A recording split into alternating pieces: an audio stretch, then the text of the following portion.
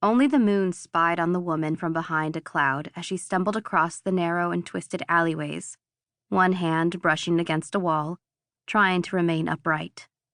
Her other hand was pressed against her side, blood seeping from the wound, blood on her fingertips. In the dark, the buildings had no color. The yellow house, 3 stories high, was rendered very much like any other house. All of these buildings could have been the abode where she first lodged when she arrived in this neighborhood, 17, and as bright as a newly minted coin.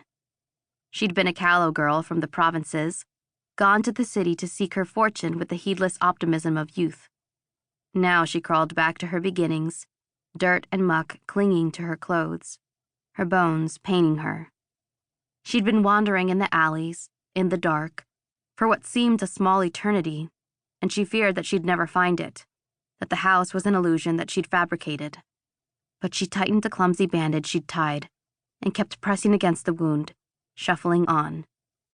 I refuse to die, she thought, and though her body screeched and begged for her to give in, she would not let it, ordering a foot to slide forward, ordering a hand to cling to a wall. The high forms of sorcery all require tools and careful processes. Glyphs, knives, words. At its most rudimentary form, however, magic is willpower, and though she no longer had much magic left, inside of her there was still her colossal willpower. This itself was a form of sorcery, survival singing through her nerves and forcing tendons to bend, flesh to press forward, tired bones be damned. At last the moon unveiled itself, and its light drifted down, illuminating the street and allowing the woman to catch a glimpse of the faded yellow paint and the familiar shutters. She walked up the 3 steps to the back door and took a breath, feeling beneath the wood, touching the warding spells she'd cast upon this place. Nothing terribly fancy, mostly a sense of malaise that would drive thieves away and a poison spell or 2, just in case.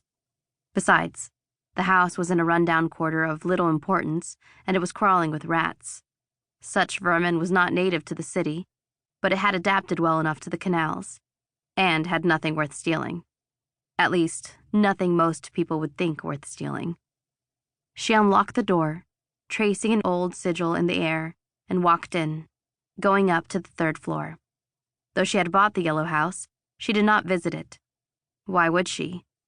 The yellow house had been part of a previous life,